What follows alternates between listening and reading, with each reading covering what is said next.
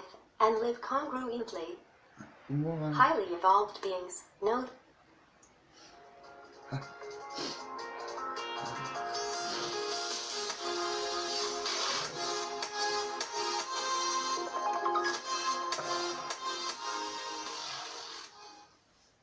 highly evolved beings and the civilizations that they create embrace principles and ways of being that create highly beneficial outcomes for all. Their civilizations are characterized by cooperation, harmony, and love, rather than competition, conflict, and fear. The net result is civilizations where freedom, prosperity, and happiness abound. Their example serves as a great model for humanity to emulate if it truly wants to create the better world that many of us are hoping for. What highly evolved civilizations, you ask? Well, believe it or not, there are many highly evolved civilizations within our galaxy, and many more beyond. There are two reasons that their existence is not apparent to us. First, most of them exist in higher dimensions of our physical universe, so they're not visible to us. And second, they aren't all that interested in direct interactions with a civilization as primitive as ours.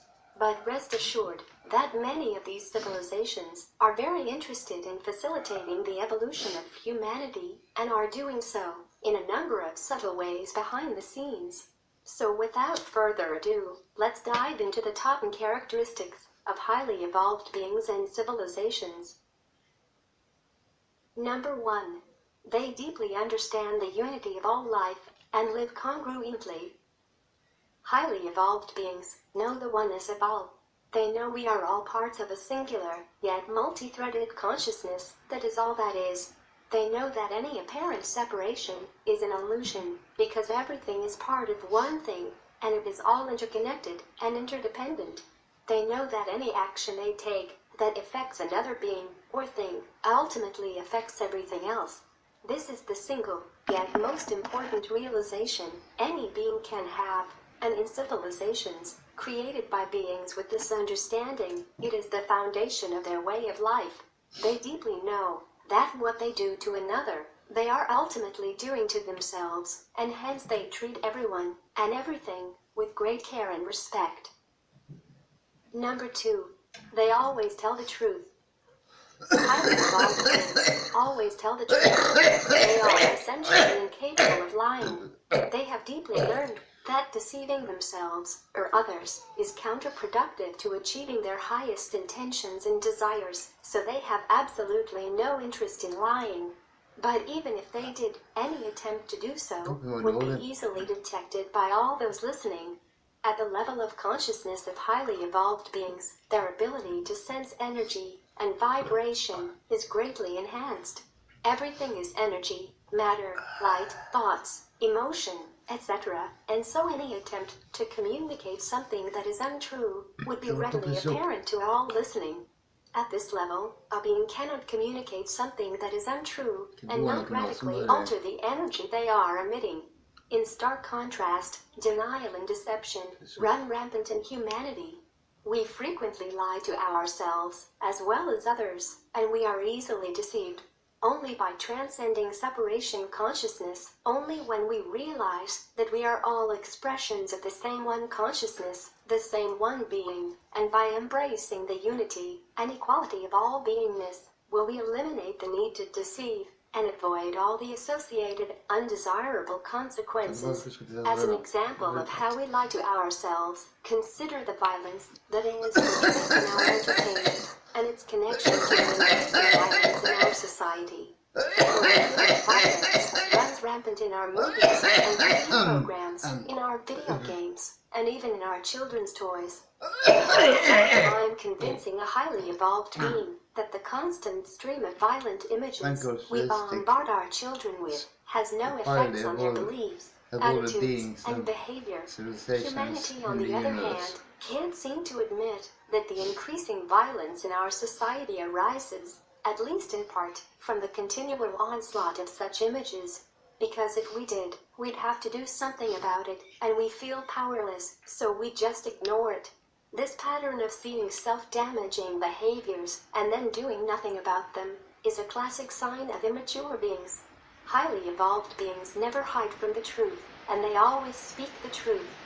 And of course, when they speak the truth, they also take congruent and appropriate action, which is the subject of the next 2 points. Number 3. They always do what they say. Highly evolved beings have a habit of speaking their truth, and they also have a habit of following through with what they say they will do, whether it is said to others or themselves. Their actions are always consistent with their words. They don't say one thing and do another. Humans, on the other hand, often say one thing and do another, and then ignore, deny, or lie about it. Obvious examples abound. For highly evolved beings, sticking to their word is a matter of honor and integrity. If they don't think they'll be likely or able to do something, they don't say it. If, on the other hand, they meant what they said, but later they find they can't keep their word because of unexpected circumstances, they will face it squarely and go talk to everyone involved to clear it up. They will humbly and truthfully explain why they won't be able to do what they said. Number 4. They always do what works. When highly evolved beings see a less than desirable situation and have understood why it exists, they always respond in something that works.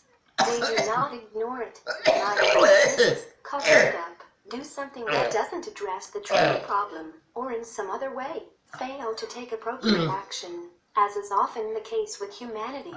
Examples abound. Here are a few of them. If our goal is to live a life of peace, joy, and love, which I sincerely hope it is, then violence does not work. This is immensely obvious if you take but a moment to contemplate history. Isn't it clear that retribution begets retribution, hate begets hate, violence begets violence? And yet we repeat the pattern over and over. If our goal is to live long and healthy lives, then consuming meat daily, smoking known carcinogens continuously, and drinking alcohol regularly does not work. This has been amply proven, yet many of us continue to do these things. If our goal is a society free of violence and war, then the modeling of violent behaviors and attitudes to your children via our entertainment and toys, which has clearly been proven to facilitate the adoption of those violent tendencies, does not work and would be stopped immediately. Yet, we do nothing. Number 5. They never kill each other. Highly evolved beings never, under any circumstances, kill another incarnate being, unless specifically asked by the other to do so. Within humanity, murder and mass murder, war, etc., occur appallingly frequently. We justify much of this behavior as self-defense. It's interesting to note that in primitive societies, all attack is called defense. And of course, we certainly have the right to defend ourselves, and do so in any way we see fit. After all, we are free and sovereign beings, so we think we have the right to do anything we please.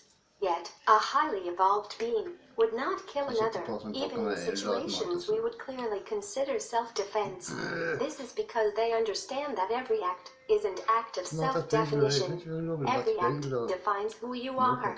You are creating yourself in each and every moment by what you choose to do, so it boils down to deciding who and what you want to be. Do we want to define ourselves as ones who are willing to do anything to survive and create a world of war and violence? Ultimately, highly evolved civilizations transcend the need to kill others because they no longer create situations where they would find themselves needing to kill. And that's because they have awakened to their oneness, and every aspect of their attitudes and behaviors have changed dramatically. When humanity fully awakens, then all the conflict and competition will end. No more killing. Instead, we will find ways to share everything and cooperate on a grand scale. And this newfound level of cooperation and sharing will create an unprecedented level of prosperity and happiness for all. And no one will ever have any reason to attack or defend, physically, emotionally, financially, etc., for any reason ever again. In the rare case that an unenlightened person chose to mortally attack you, you would simply allow yourself to be killed, knowing that death is an illusion, and peacefully exit physicality and return to your eternal, non-physical self and existence. You would not choose to perpetuate more violence just for the survival of your physical body, which is not you, it's just a temporary vehicle. When you know that the real you can't die, it changes everything. But what if we were attacked by another civilization, you might ask? Don't we have to worry about another civilization coming to Earth one day and destroying us? This is a very interesting question. All I'll say about this is that our fear of this scenario is being encouraged by a whole slew of alien invasion movies and the like. Given the benevolent extraterrestrial presence that is here, the many highly evolved civilizations trying to gently facilitate the awakening and evolution of humanity, it makes you wonder if some or all the alien invasion fear is the work of some agency with a nefarious agenda. If you'd like to explore this topic further, then I suggest you check out the work of Dr. Stephen Greer. He is the world's leading expert and most trustworthy source on the extraterrestrial presence and why and how it is being hidden from us. Number 6. They never damage their environment. Highly evolved beings would never do anything that would potentially damage or harm the physical environment that supports their society.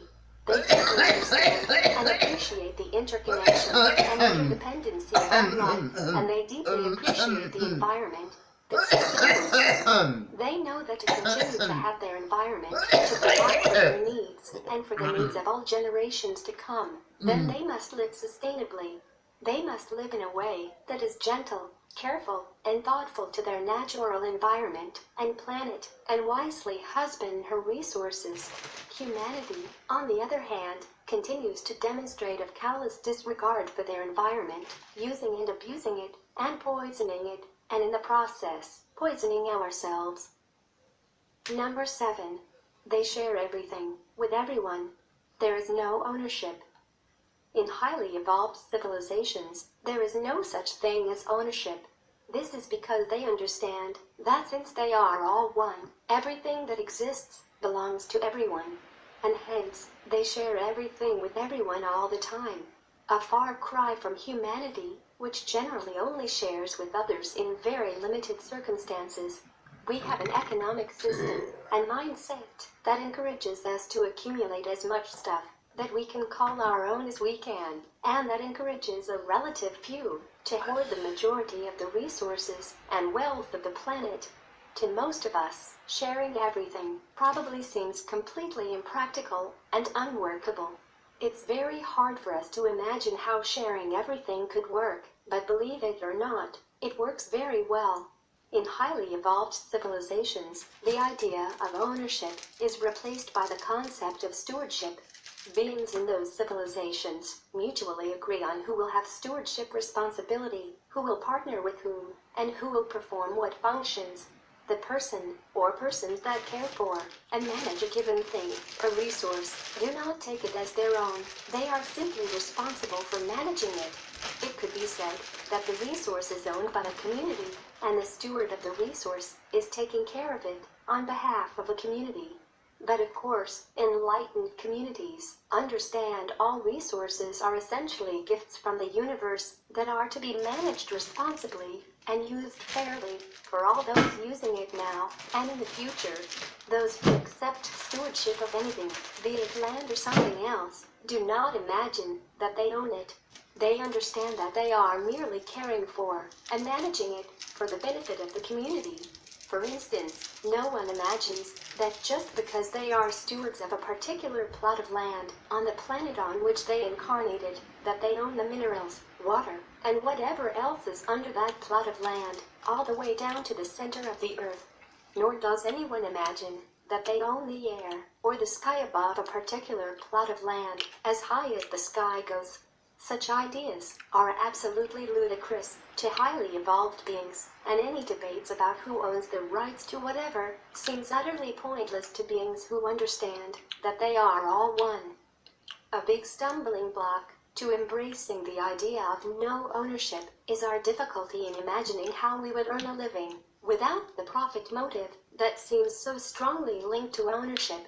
But unlike humanity, highly evolved civilizations do not view living as something you have to earn. Systems can easily be devised that allows a society to fulfill individual and group needs without the members of that society having to sell their soul and abandon their dreams to survive. Many civilizations have created such systems and have demonstrated that they work very well, producing a high degree of freedom, prosperity, and happiness for everyone. Highly evolved beings also have a different way of looking at profit. They do not consider it profitable if one individual benefits at the expense of another. They do not consider it honorable or acceptable if they get more and another gets less. In highly evolved civilizations, no one benefits unless everyone benefits. It might be said that they measure profitability by how well a stewarded resource is managed and how well it provides benefits to the members of the community. They would likely describe the degree of success of any venture by using the term beneficial rather than the term profitable. If you still think a society sharing everything is unworkable, consider that humanity makes sharing work all the time on a small scale, with our loved ones and families, for example. In this context, we generally care for others, no matter what, regardless of what they've done. What if we could extend our sense of family beyond blood relatives? What if we could start by caring about everyone in our community with that same type of bond and the same sense of connection that we have for our family members? And then, what if we could extend it to everyone in our country and then our world? This is the difference between highly evolved civilizations and humanity. They feel that same connection, the same amount of compassion, care, and love for everyone in their society. When you begin to stop seeing others as outsiders, when you begin to transcend us versus them, you are on the verge of a breakthrough in the evolution of your consciousness. When you can treat every single person with kindness and respect, no matter what they have done, then you will have transcended separation and will have powerfully aligned with the unconditional love of the source within you. One of the root impediments to adopting a sharing economy is the belief that there is not enough for everyone, which leads to people wanting to make sure they get theirs, so someone else doesn't get it instead. Possessiveness, greed, hoarding, etc. The belief in scarcity is one of the key beliefs that is responsible for creating the type of world we live in, one characterized by conflict and competition. The apparent scarcity of many things in our world is largely due to unfair or inefficient distribution, not any inherent scarcity. As a shameful example, there is actually enough food produced on this world for everyone, yet many continue to starve. And of course, much of the apparent scarcity in our world is intentionally manufactured by commercial interests to maximize profits or by distribution strategies based on profit-only mentalities which leave many without, even though there is plenty.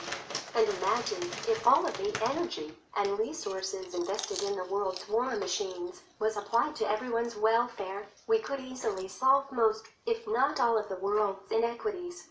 Because highly evolved civilizations work cooperatively, share everything, tell and face the truth, and do what works, they rarely experience scarcity. But even more deeply, highly evolved beings have transcended scarcity altogether because they understand metaphysics and know that they are creating their reality with their thoughts and beliefs, and so ultimately, scarcity is an illusion which is self-created. Number 8. They work together, cooperatively. There is no competition. Highly evolved beings never compete with one another. They deeply know the oneness of everything and what they do to another, they ultimately do to themselves, so they work together for the greater good of all. They cannot bring themselves to gain at the expense of another, and so competition all but disappears in their civilizations. When enlightened beings see the truth, they do what works, and the strategy that works the best in the long run is cooperation and sharing. Humanity has a long way to go in this regard. Competition, at every level, runs rampant. We have convinced ourselves that competition is healthy, that it motivates and produces more efficient outcomes. And in the short term, it often does, but in the long run, it creates great inequities. We have fallen into endless and often ruthless competitions for everything: money, power, fame, love, attention, sex, everything, and it is killing us. Franklin Roosevelt, the enlightened 32nd President of the United States, echoes this sentiment when he said this about competition and cooperation. Competition has been shown to be useful up to a certain point and no further, but cooperation, which is the thing we must strive for today, begins where competition leaves off. Number 9. They do not embrace the principles of justice and punishment. Highly evolved societies do not embrace the principles that we refer to as justice and punishment. Enlightened beings understand that any being that acts to harm another is deeply wounded, deeply in pain, and that their acts are simply a cry for help and a cry for love. Hence they do not attempt to bring those that have done harm to justice or punish them. They have found that in the long run, this approach is rarely effective. Instead, they reach out with compassion and love to help heal them. They try to help heal these people in whatever way seems appropriate and effective. And they understand that judging and punishing is rarely either, because it does not heal a person's core wounds and therefore alter their way of being or behavior. They know that doing so will likely only deepen and sustain the wounds in the problem. They know that only love can heal all wounds and transform people. But how can a society function without laws and a judicial process, and the threat of punishment and incarceration that is the cornerstone of the system? How can beings coexist without some sort of code of conduct, an associated disciplinary system? The code of conduct of highly evolved beings is elegantly simple. Do not think, say, or do anything to another that you would not want to have thought, said, or done to you. Sound familiar? Every religion on our planet teaches some version of what we've called the Golden Rule. The difference between human societies and highly evolved civilizations is that they actually apply the Golden Rule in their lives rather than just giving it lip service. But what happens in these civilizations if someone breaks the Golden Rule? Is it considered a crime? Believe it or not, there is no such thing as crime and punishment in highly evolved civilizations. No one commits a crime because everyone understands that they are all one, and that an offense against or harm to another is an offense against their self. And since there are no crimes, there is no need of what we might call justice. The concept of justice is interpreted and expressed in a different way, not as punishment, but as appropriate action. And in most cases, the appropriate action is far different than what would occur in our society. A typical example is rather than punishment and incarceration, the action that would be taken would be education, support, and rehabilitation. Justice is not something you experience after you act a certain way, but because you act a certain way.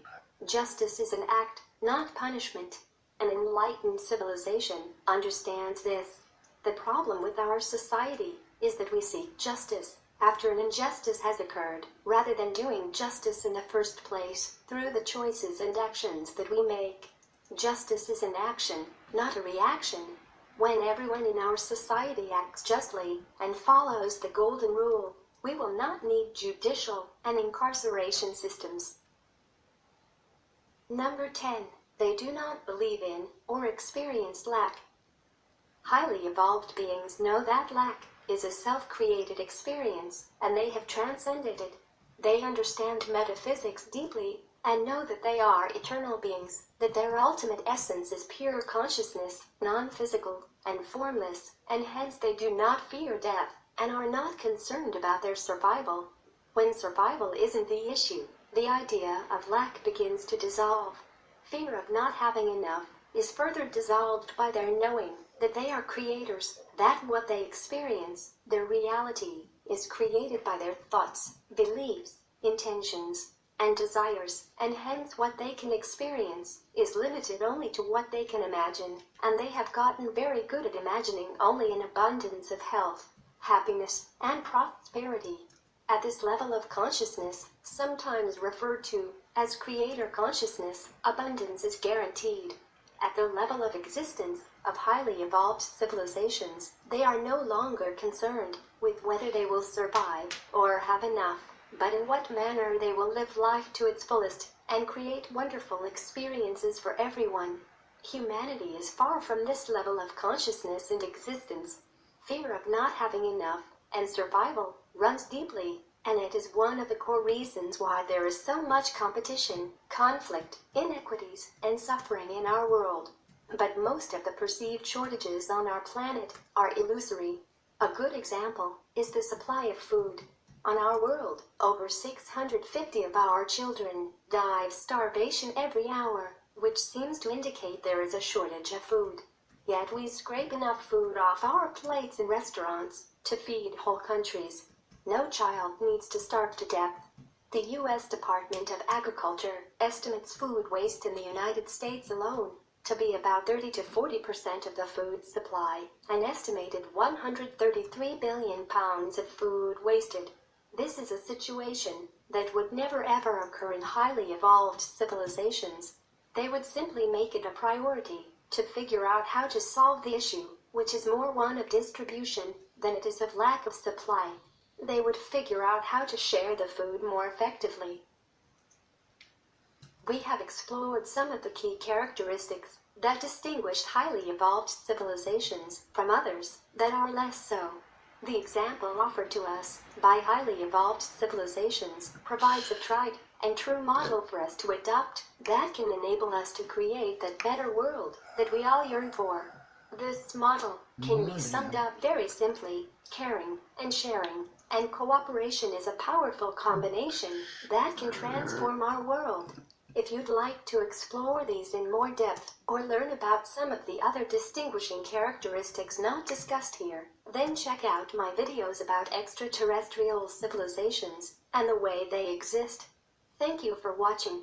Please subscribe and click the notification button to get notified for our next video.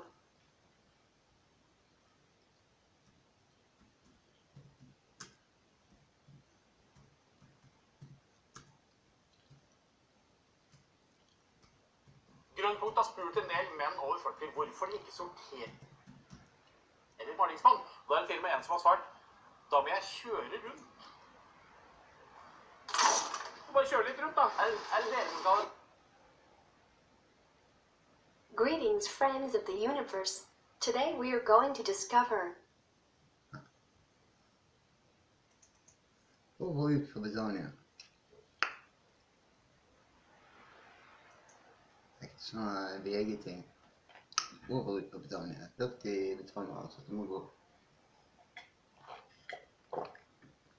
Etter.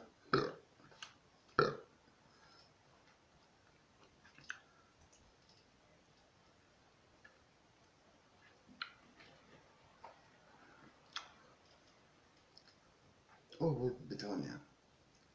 Vi over ut på Britannia. Over 40 mister jobben.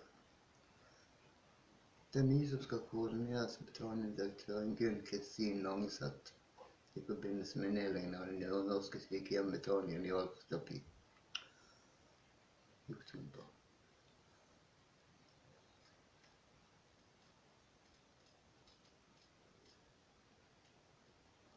Dette er Britannia-skandalen.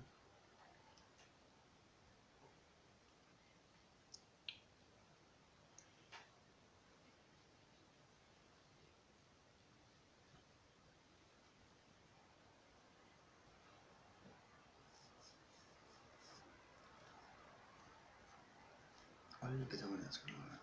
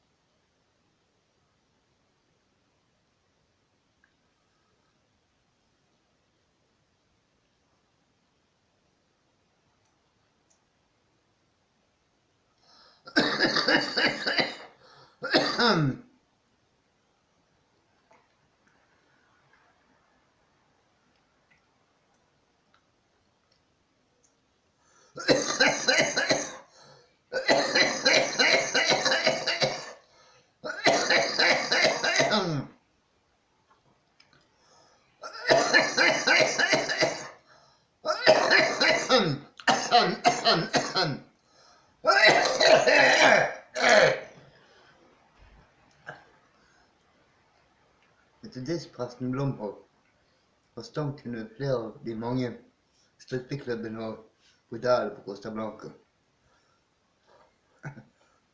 Underslag av 21 millioner fulle prester og 6 prester med prostituerte. Det var noen av skandalene som har ristet det norske sykehjemmet i Britannia på Costa Blanca. Britannia i Fyllingsdal, de reiser til Costa Blanca og holder på med sånn som her når de er innimellom. Så de må ligge ned Britannia i Fyllingsdal og det er Britannia i Fyllingsdal som gjør dette. De har bare reist til Costa Blanca og gjort det. Så det er Britannia i Fyllingsdal som har gjort det. Det er Britannia som ligger i Fyllingsdal som har gjort det. Det er ikke Britannia, det er... Så det... De reiser ned der, sånn som da har jeg med å reise ned der og... på sånn som det.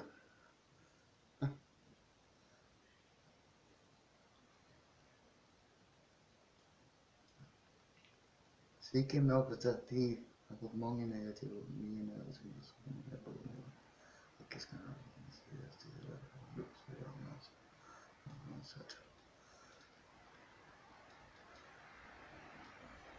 overløse horer med betalingpenger, nye bekymringsmeldinger, sluttavtale, safras medaljer, styret gjorde ingenting. Her var Blomholt under et rettsforlik med Britannia i 2016 der.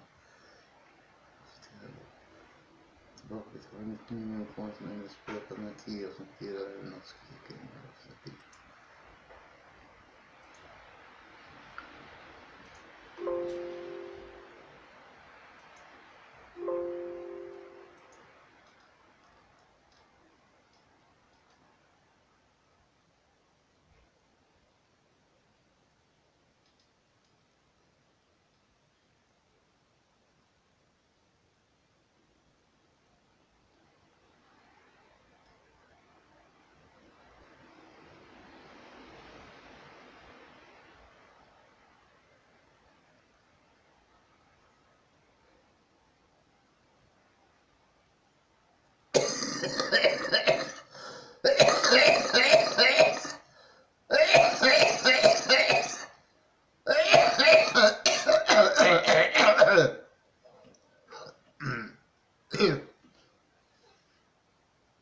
Røyking på stranden blir nå forbudt.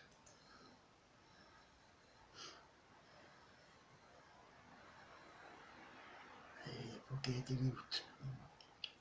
Jeg liker ikke det, skal ikke du få gjøre det heller. Nei, jeg får gale liksom.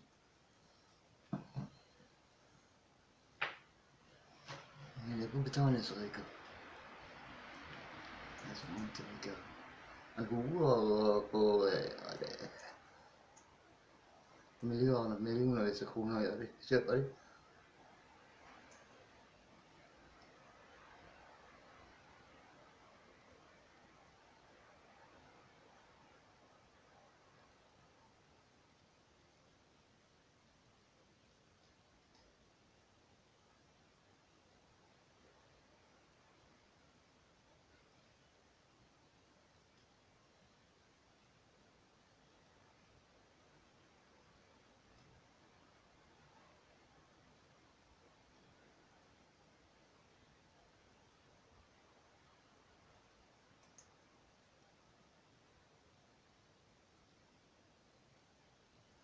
Nordmann døde kan etter overdose på de tak.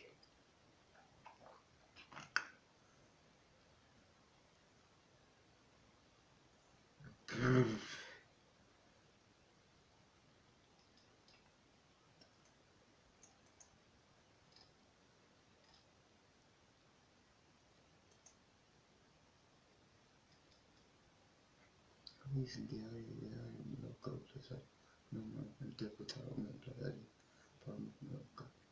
Entonces, antas muodissa kannattuvuudessa. Lumalla katsotaan mulla laskella kun laukausmisesti.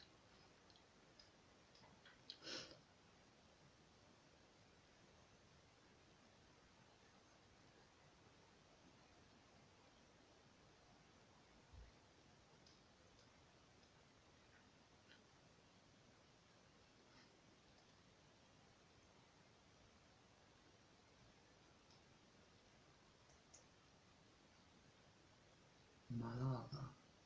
Puoski Malaga.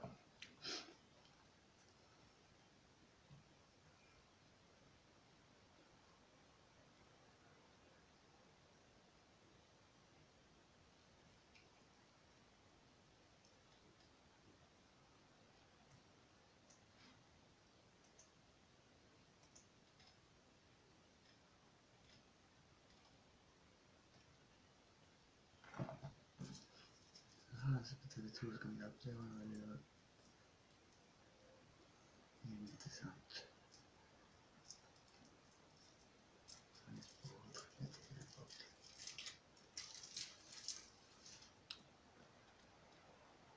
Puoskin Malaga. Puoskin Augusta si pone gara. Anche un mascarico con molto. Narico. Puoskin Augusta Augusta poi.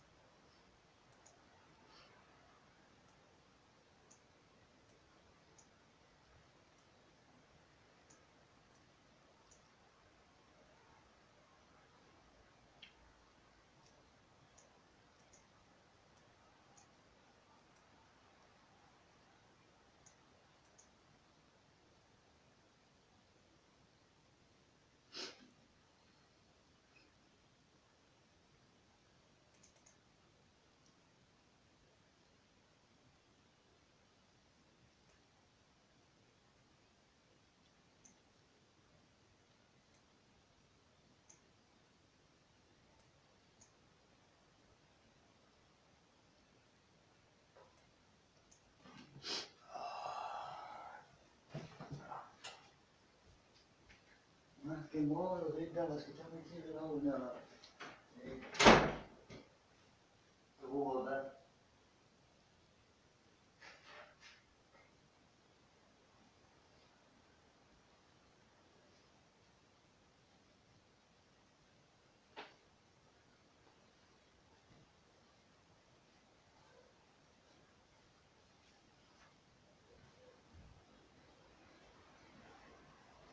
Jag låg på ganska tusen år vad du säger.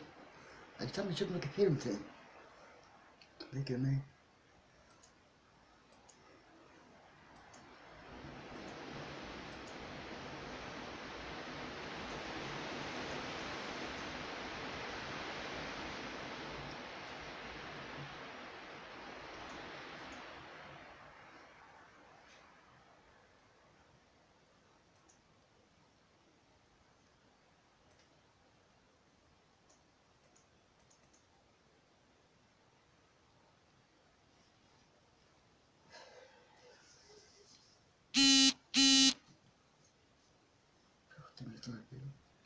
Hi guys, it's Amelia Clark.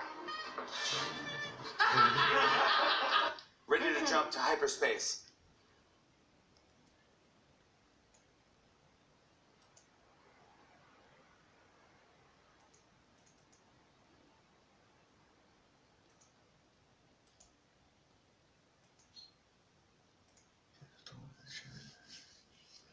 Sono giovane. Non so dove russa, non so dove russa.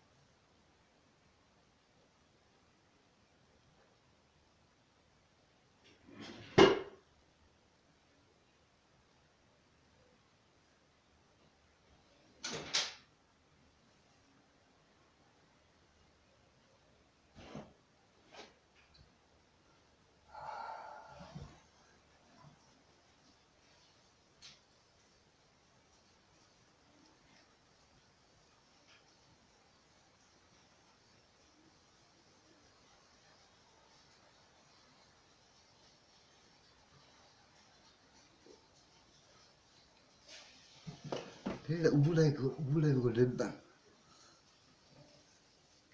Non è così facile. Parce que pour planter träd och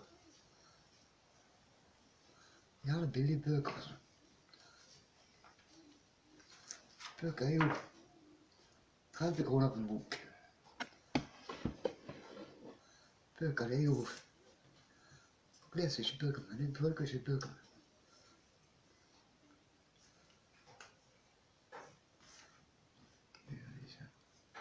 Så är det där.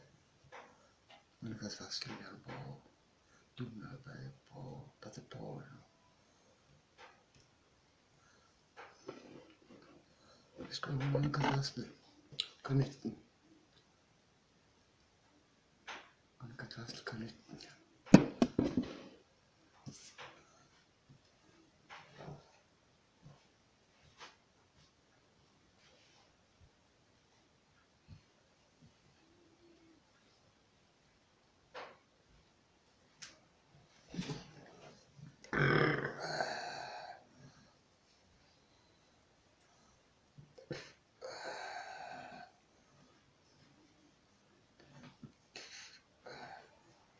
Tänk så hittade sin telefon. Den gick på 700 000 eller också.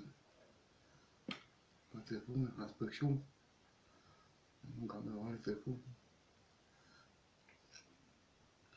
Det var så mycket pengar.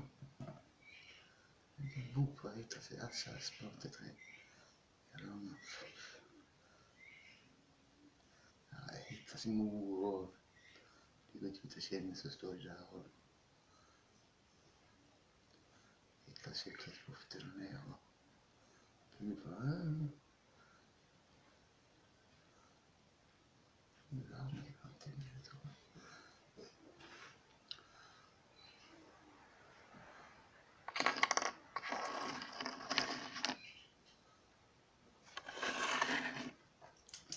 Man får betala natträkningar.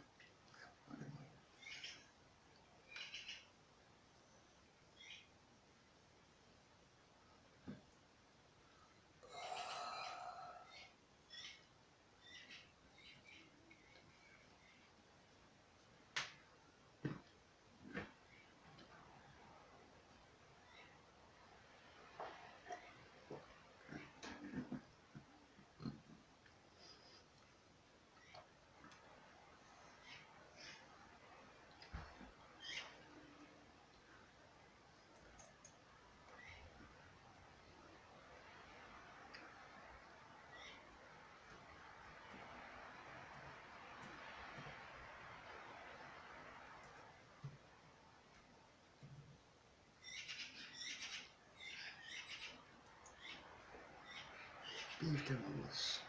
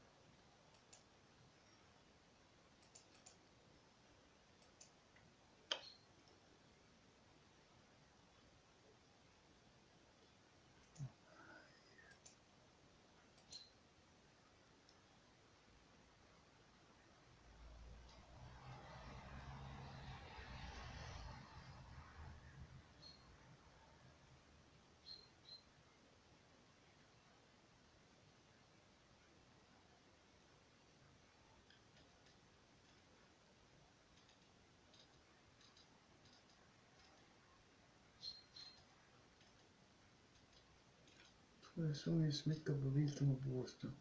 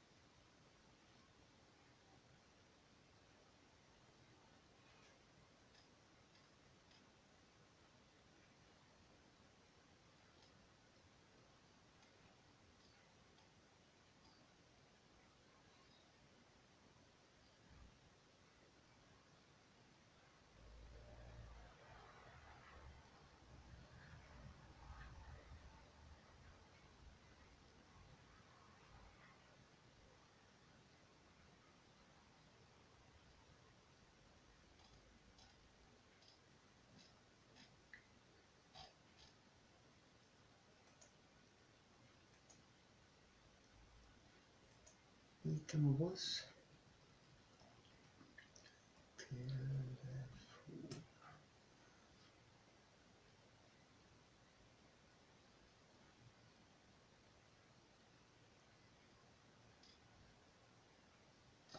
Nei, så jævlig vanskelig å i stedet for at de kan skrive helt utrolig.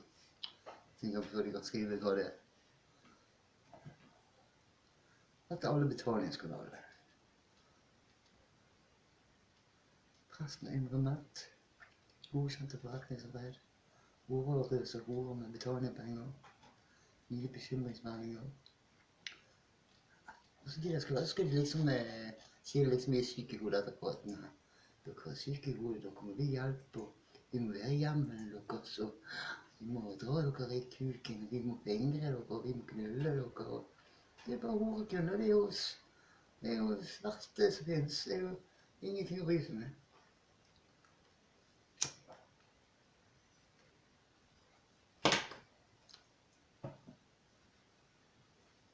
Ja, betaler for at det skal være her.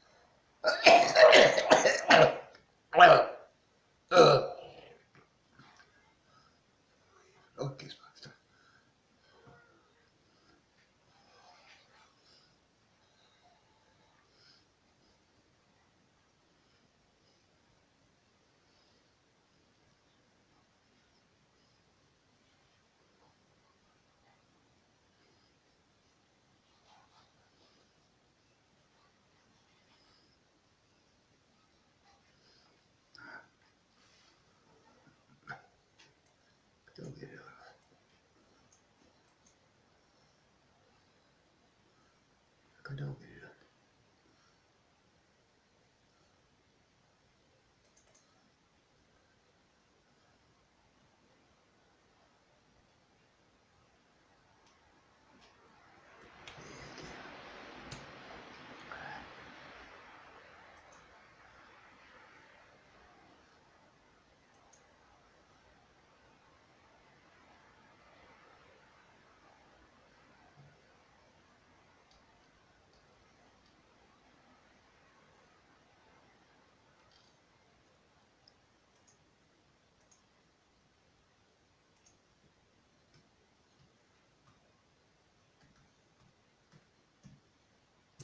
Google.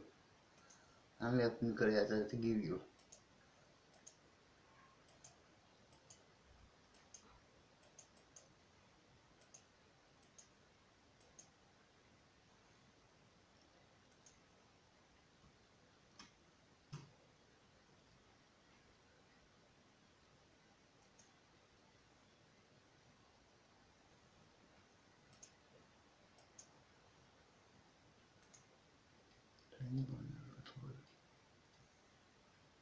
Maktens spredningsfarlig.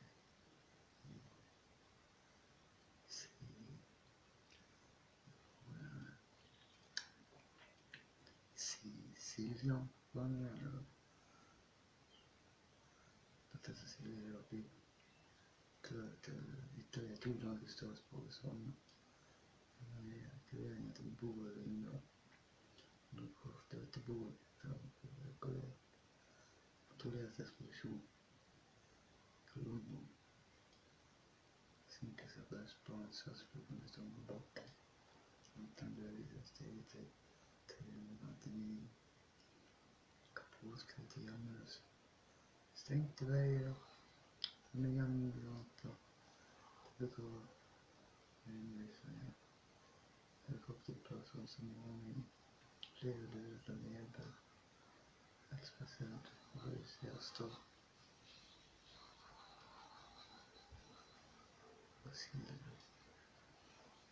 حتى كنت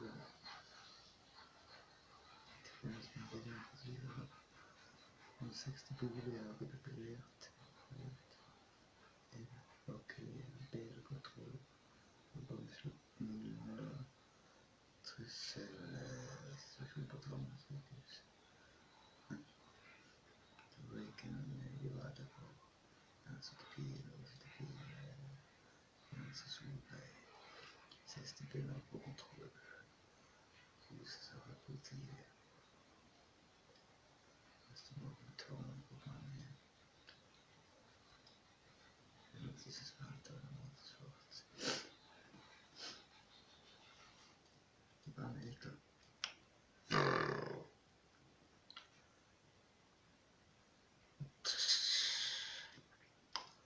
Man ska ställa igen.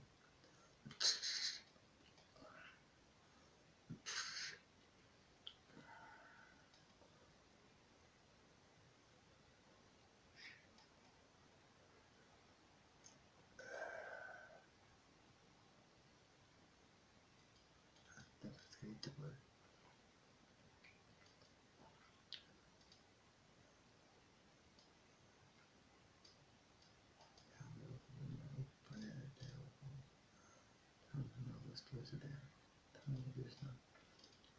Han slipper det frisk.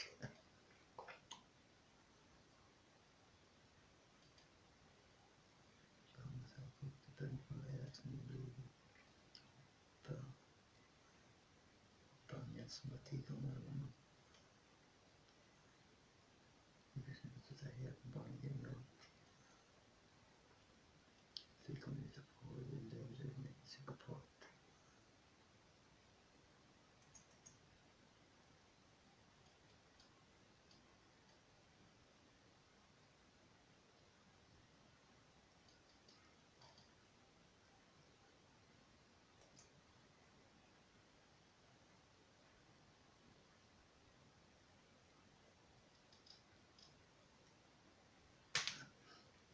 Det är 4 kronor snusbart. Tobakspacken kan ge värderingen av på. Man kan bli en tummelajtrallaj och så.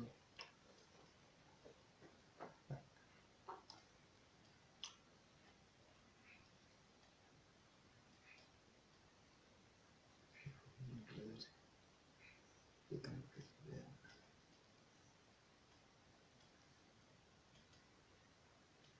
Stora problem. Jag tror jag har problem med psykoproblem. Sparka sig på barn. Längre kraftigt till dem så.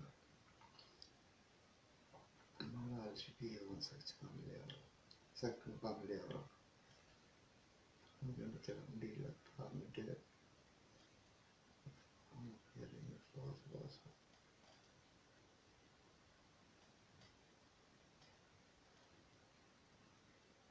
Som har inte haft så med alla betydelser.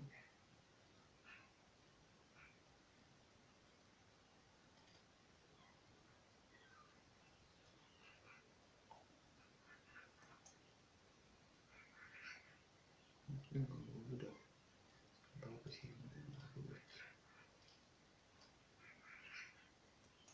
Det här var livet slut. Kuststjärna.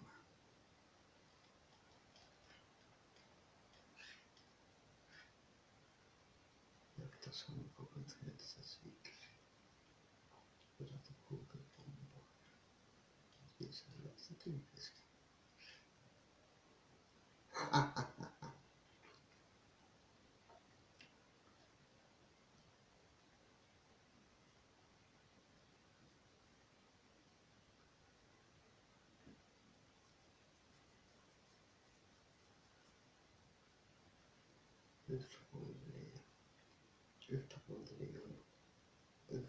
Utanvålden sist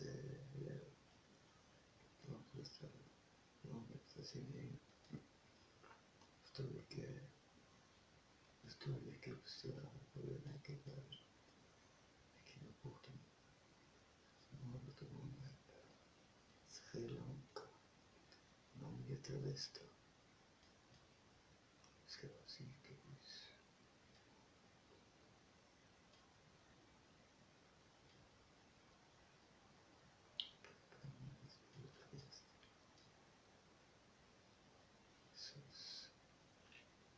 Svarta ut och punkt. Tips. Och då massor.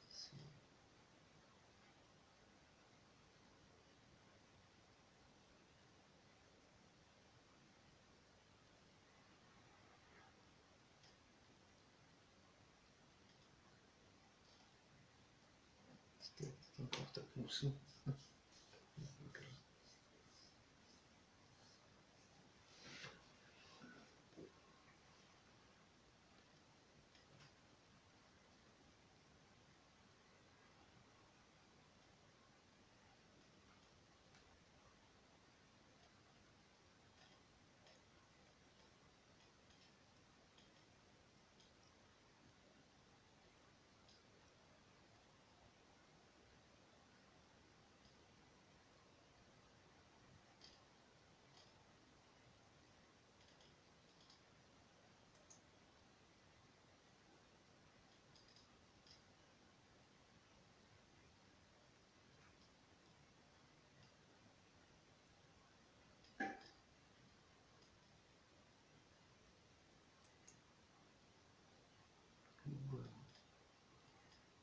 Ruga.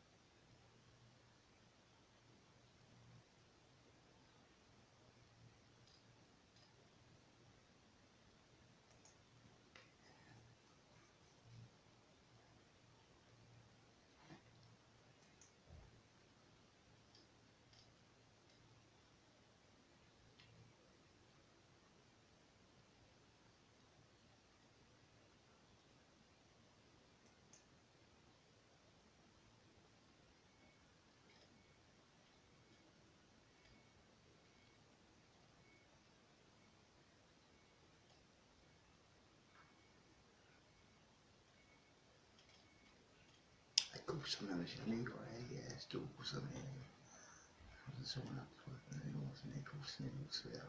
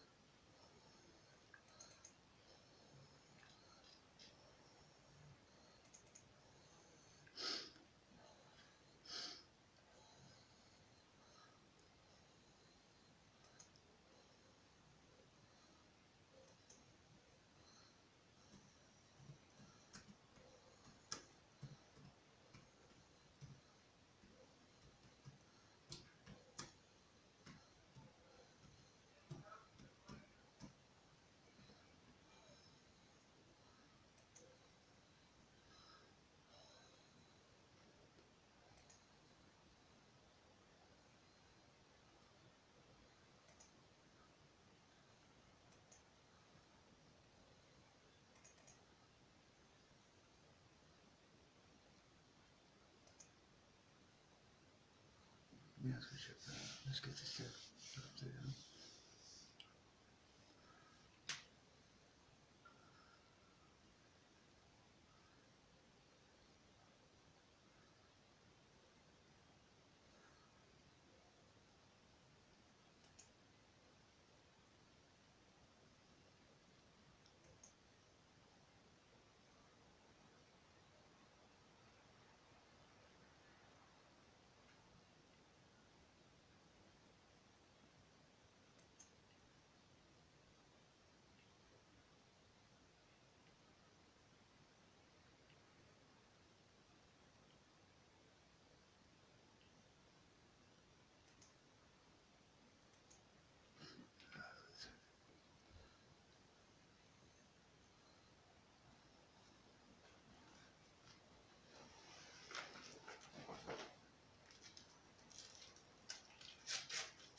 Morgon.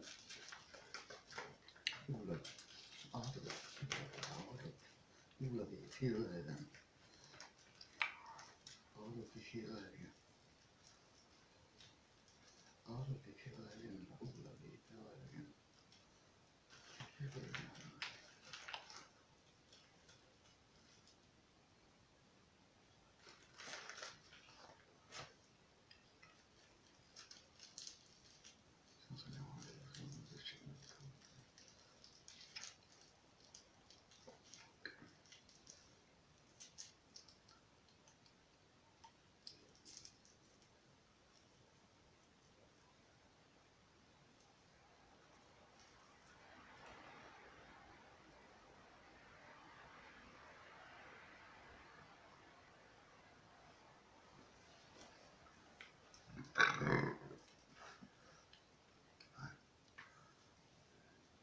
Vad kul den här Harris eller West.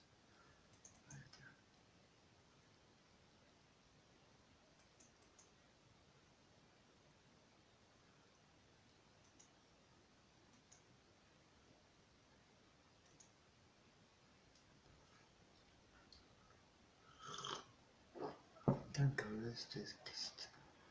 Charistic's High Level Deeds and Civilization.